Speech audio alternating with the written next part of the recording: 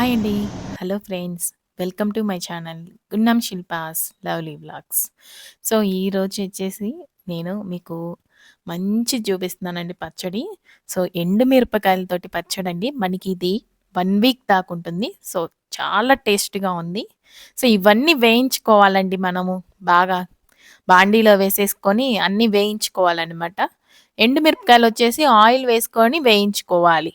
ధనియాలు, జీలకర్ర, మెంతులు ఇవన్నీ నార్మల్‌గా వేయించేసుకోవటం. సో, ఎండుమిర్చి ఆయిలేసుకొని వేయించుకున్నాము. సో, చూడండి నెక్స్టొచ్చేసి కొత్తిమీర, కరేపాకు ఈ 2 గూడా ఆయిల్ వేయకుండానే వేయించుకోవాలి బాగా. వాటరంతా ఆవిరైపోతుంది. వేయించుకున్నాక పక్కన పెట్టేసుకోండి. అలానే ఇందులోనే పచ్చి కొబ్బరి, 1 టేబుల్ స్పూన్ సాల్ట్, అలానే పసుపు 1 టేబుల్ స్పూన్. అలానే కొద్దిగా ఆయిల్ అప్లై చేసుకొని బాగా వేయించుకోండి. మంచి కలర్‌ఫుల్‌గా ఉంటుంది. ఇది వేయించుకుంటే పసుపు యాడ్ చేసాం కాబట్టి పచ్చడి కొంచెం కలర్‌ఫుల్‌గా ఉంటుంది. సో, వేగిన తర్వాత మిక్సీ జార్‌లోకి ఇవన్నీ వేసేసుకోవాలి. వెల్లుల్లి రెబ్బ యాక్చువల్‌గా అయితే ఇందులో అండి నేను హీట్ వాటర్ యాడ్ చేసేసుకున్నాననమాట.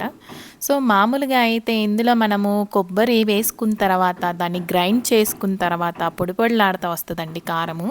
సో, అది మనము వేడి వేడిగా రైస్ వేసేసుకొని చక్కగా నెయ్యేసేసుకొని ఆ పౌడర్ కొబ్బరి కారం వేసేసుకొని అసలు ఆ ముద్ద కలుపుకొని తింటా ఉంటే ఆ రుచే వేరండి.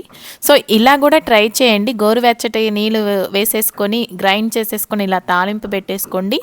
మనకి ఎండుమిరపకాయల కొబ్బరి పచ్చడి అయితే రెడీ అయిపోయిందండి. ఇలా గూడా ట్రై చేయండి. అలా గూడా ట్రై చేయండి.